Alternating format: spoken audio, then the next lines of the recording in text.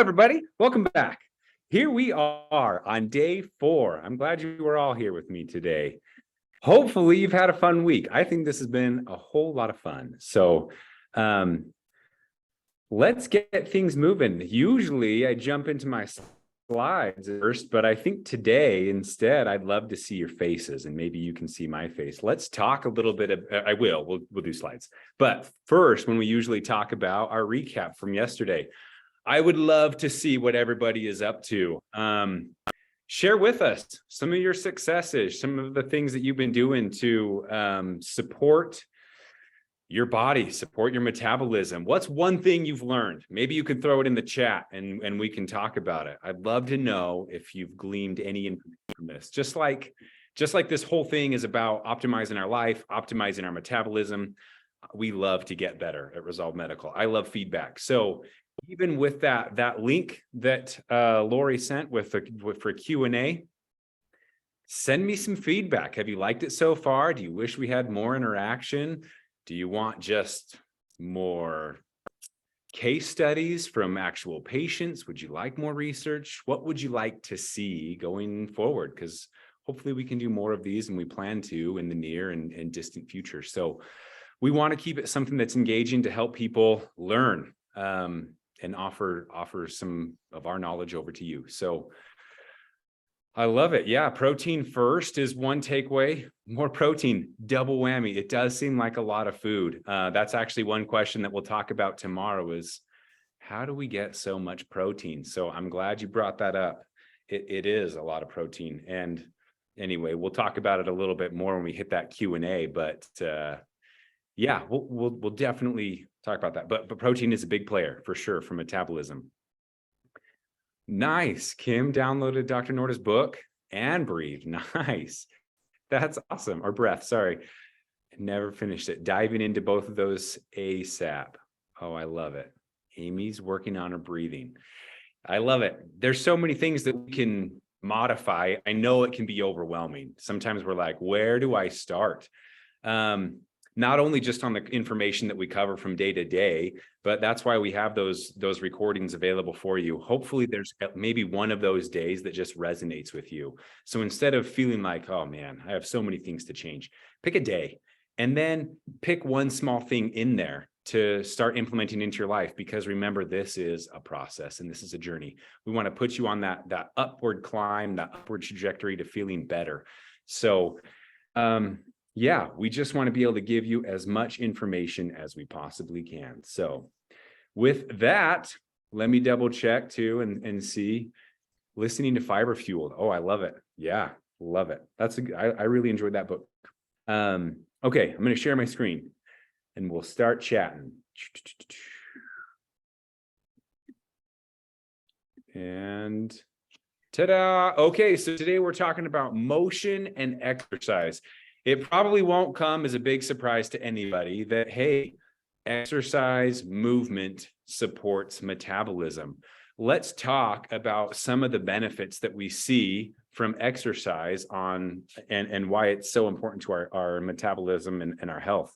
So probably the first one that would come to mind, easy peasy, would be it burns calories. We move more, we burn more. So even though we talked about all the different reasons and we're all these past days of why that calories in, calories out isn't always the number one, the more we burn, the more energy we use, the higher our energy requirements are going to be. So if we can get into that energy deficit where we look inward to fat stored fuel, we're going to lose weight. So we burn calories. We build muscle. Movement requires muscle. And so that's going to increase your resting metabolic rate. It's going to have more demand on the body to do its everyday function to keep that muscle thriving. We'll talk about the protein that goes with it tomorrow a little bit more.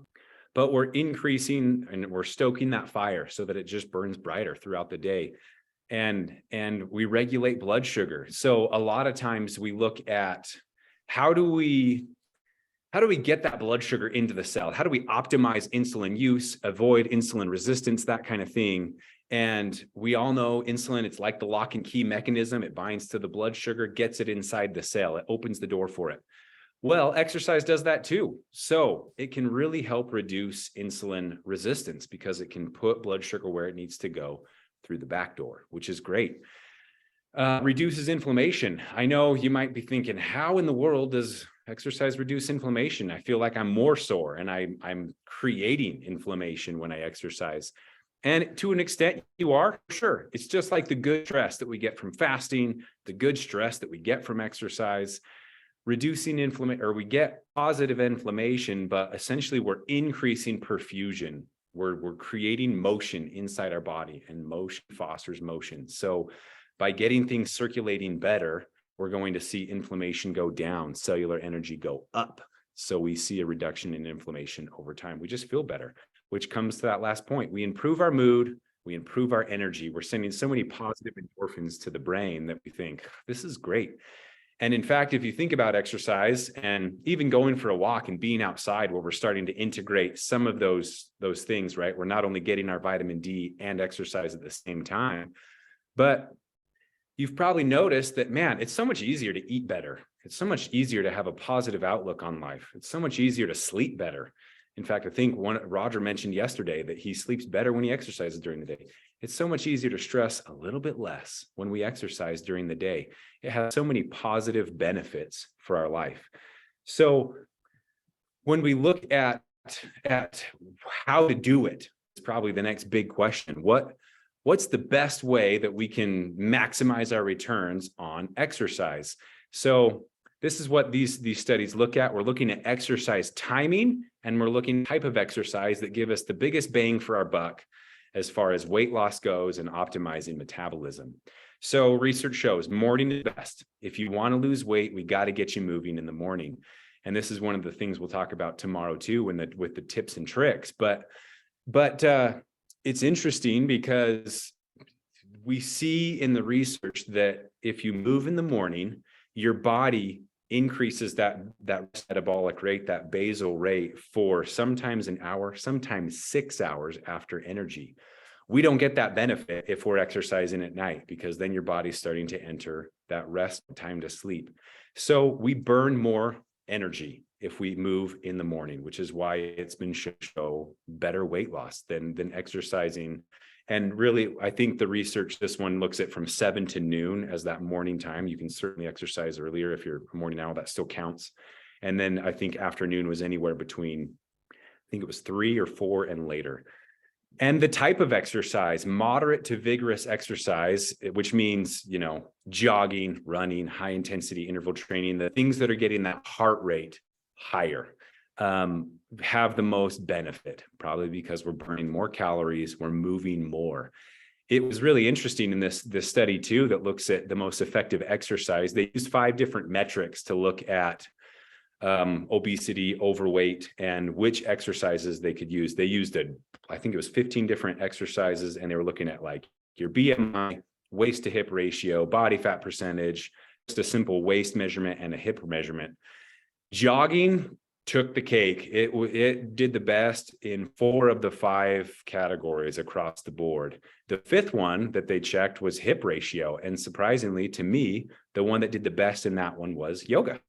And really they looked at it and they thought, hey, the reason that yoga did so well in hip measurements was we're focused on the core so much that it's constantly engaged.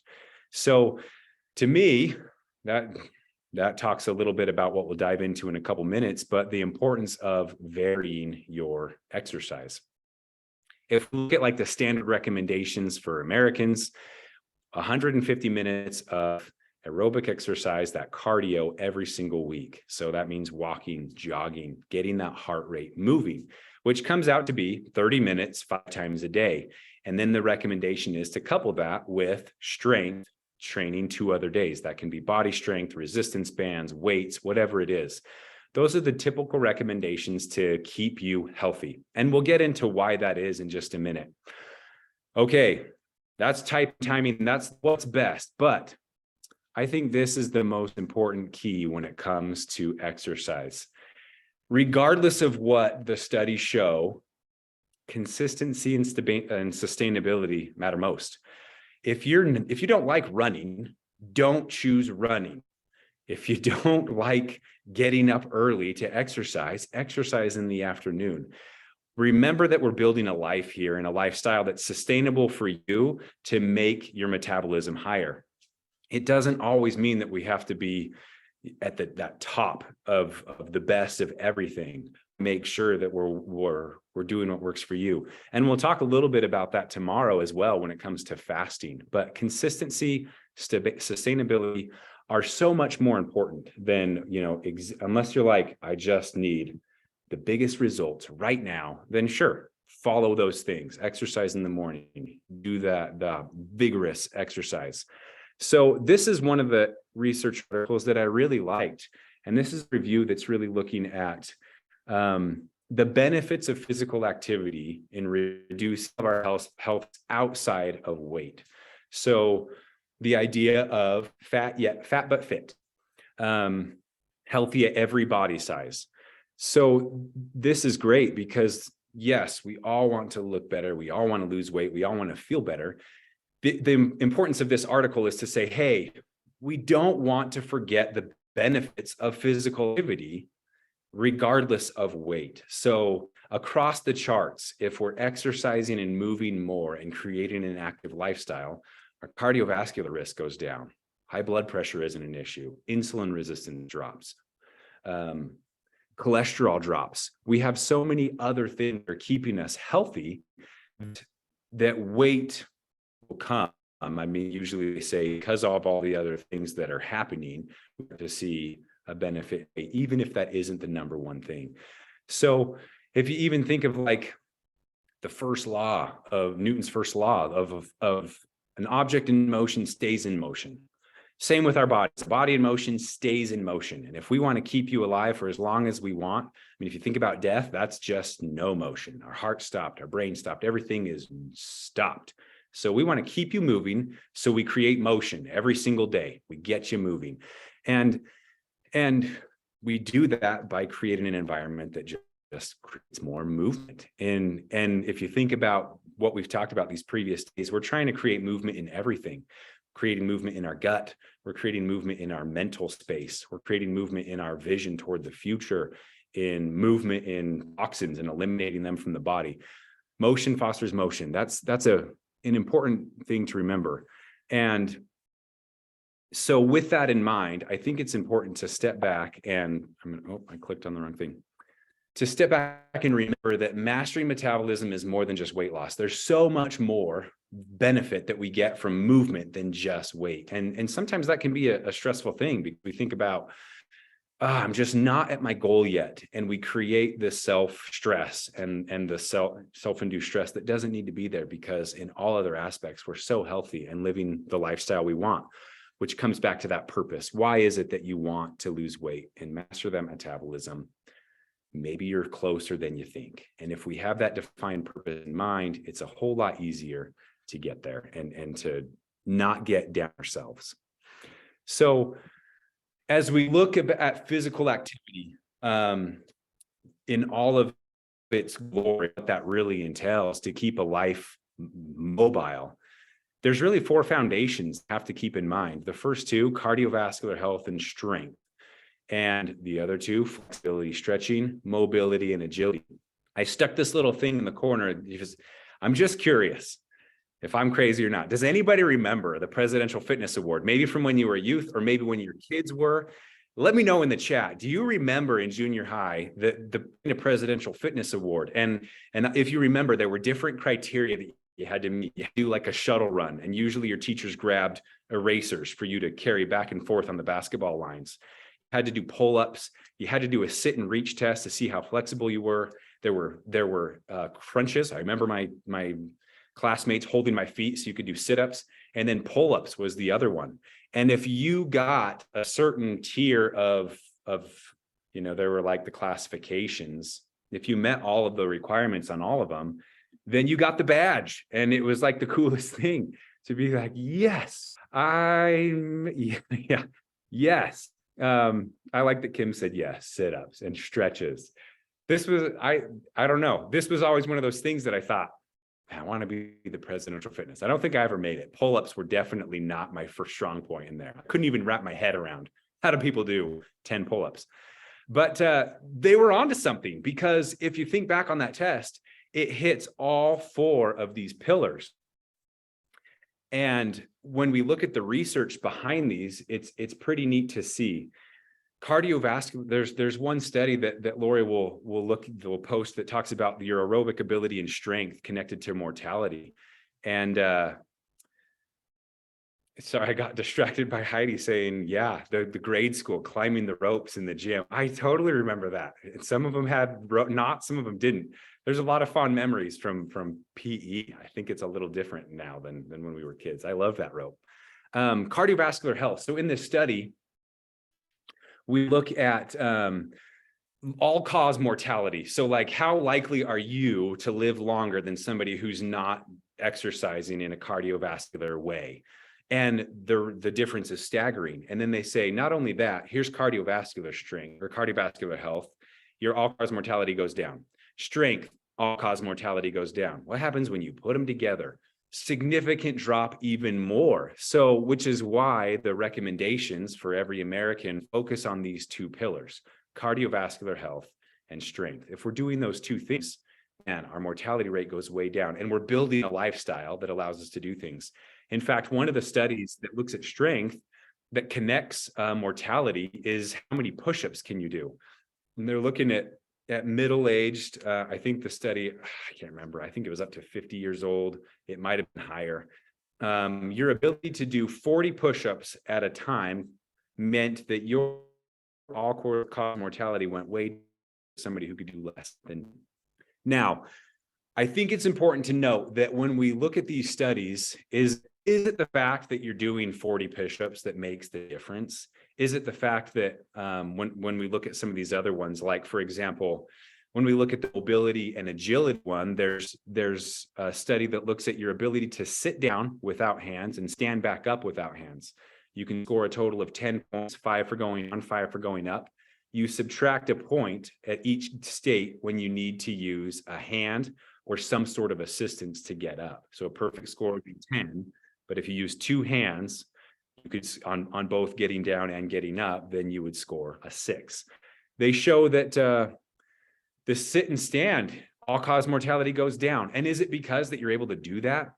Probably not the test itself, but what it represents, that you have built a life of mobility up to this point, and you're keeping your body engaged. Motion fosters motion. How about this one? Mobility or flexibility, stretching. It could even go into the agility one as well. Can you stand on one foot for 10 seconds?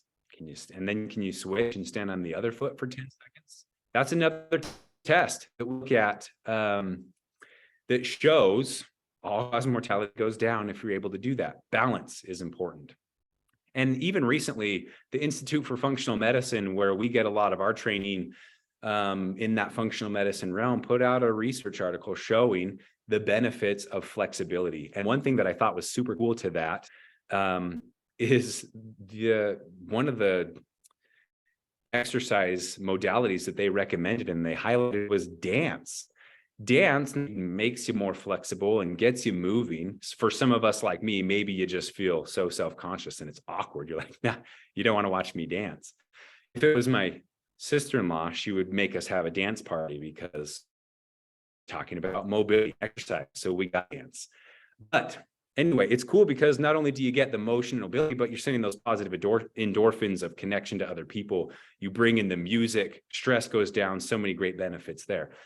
But it's cool to see that we're starting to in the research where we're not just focused on how much can you bench press, squat, or how many push-ups can you do, but hey, how mobile are you? Can you balance? Can you get on the ground and back up? Because if we can do all of these things, we're keeping our body young, we're keeping our body healthy, active, and that metabolic health goes way up. So one of the things that I do want to highlight with this is this can be overwhelming too, right? Let's say that we're not exercising at all right now. And all of a sudden, I just told you we have to exercise in all 4 of these categories. Oh, you just sink in your seat because you're like, oh, that's too much. Start with what you love. Don't start with too much. Remember, there's a journey in exercise as well. And If you love getting outside and going for a walk, do that. If you love yoga, do that. If you love group classes, join a gym and go to an aerobics class or a spinning class or whatever it is. Find a way that meets your level of engagement right now where you're at. You don't have to do all of this. Then what you can do is you can look at creating a baseline. There's so many different tests that you can do that are available out there, and looking at your health as a baseline that can identify right where you're at, and so that you can have metrics to follow to see if you're improving or not.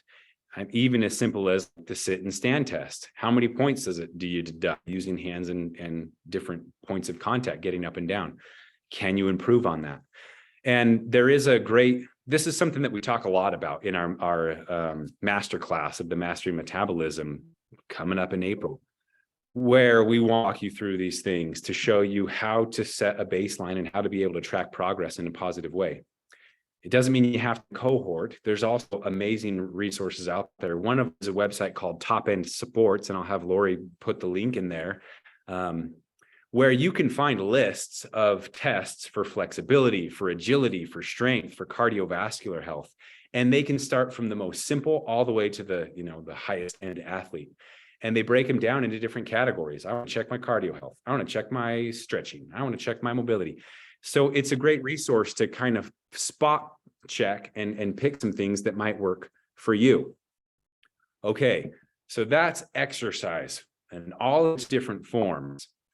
And now let's talk about a little bit of the bigger picture. We talked about the big picture of exercise. Now let's talk about the bigger picture of everything. And this is the question that I have for you. Can you meet all of your requirements for exercise and still live a sedentary lifestyle? What do you think? Is that possible? Can you meet 150 a week? Can you still get your strength training in and still be considered sedentary?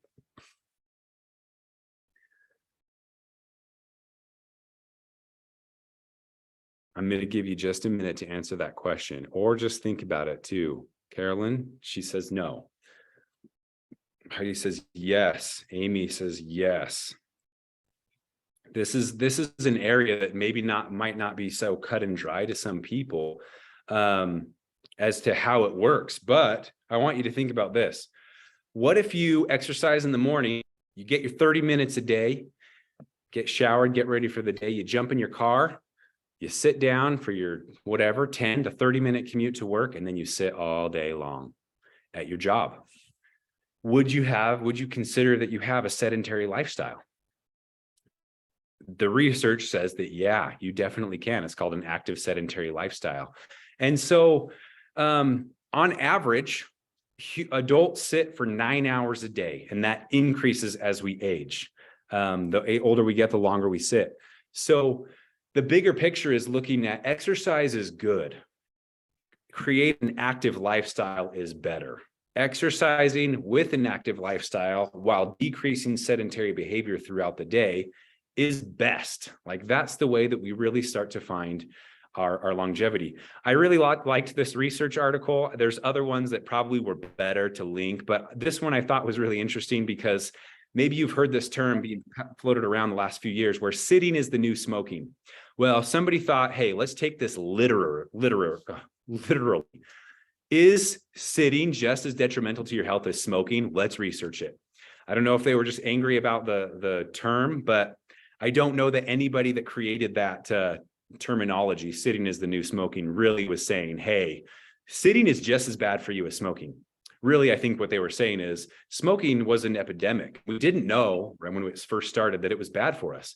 And now America and the world is educated. We know that we shouldn't smoke. So many connections to negative health.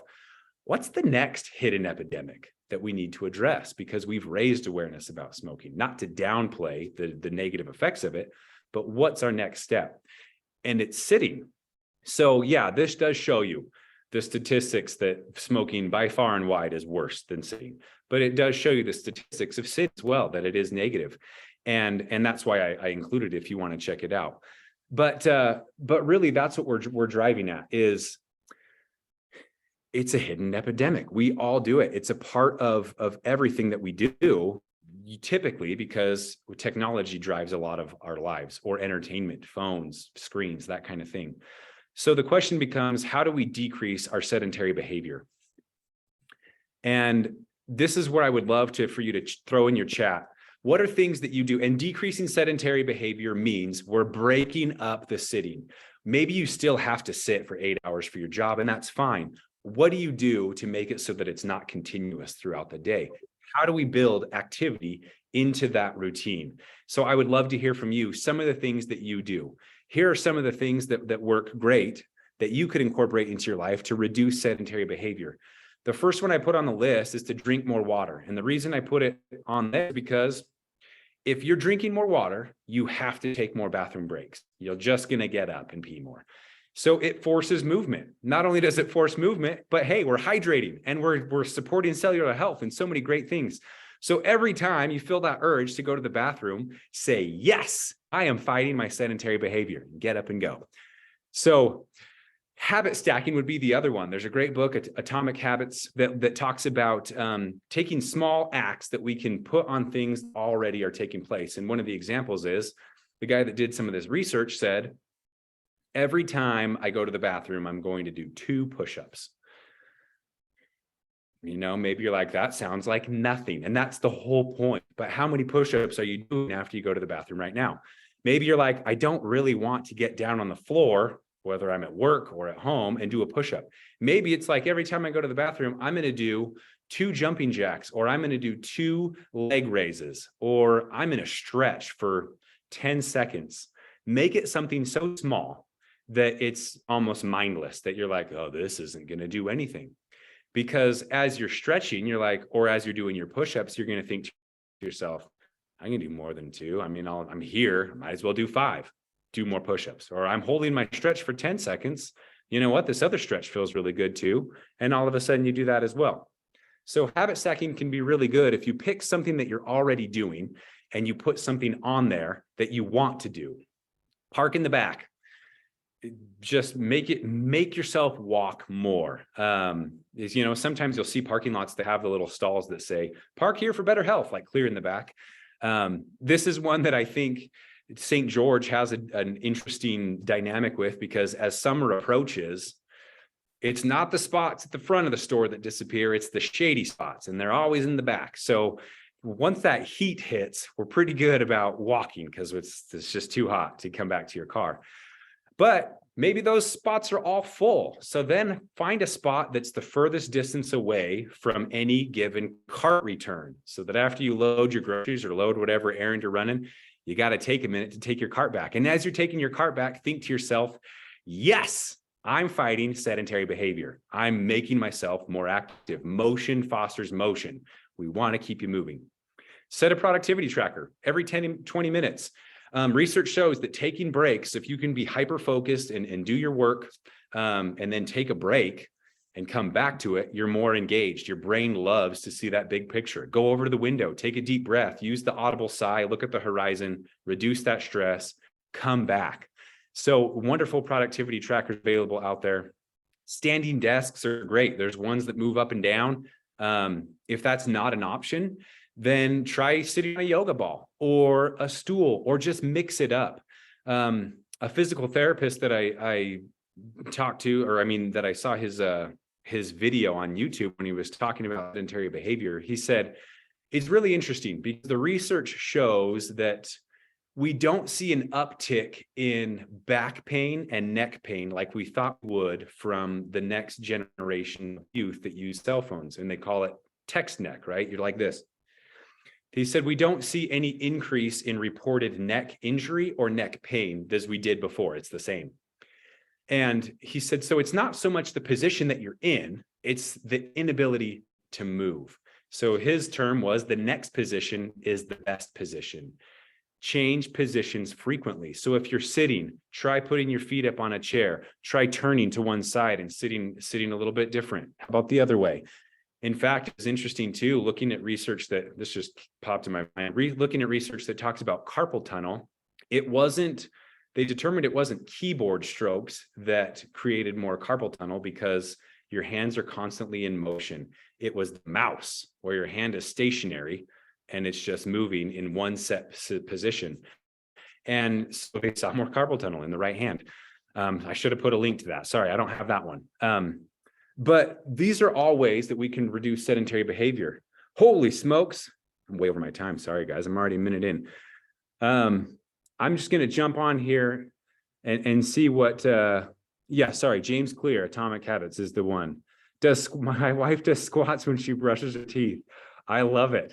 Join them. I mean, we might as well do both, right? Stand-up desk, going up and down the stairs at home. Hey, here's one for you that you might try. To change position and just engage different muscles. If you have a handrail, try going down the stairs backward and going up the stairs backward. Just another way that we can change how we're interacting and change that muscle signaling. So yeah, increased water, all of those things.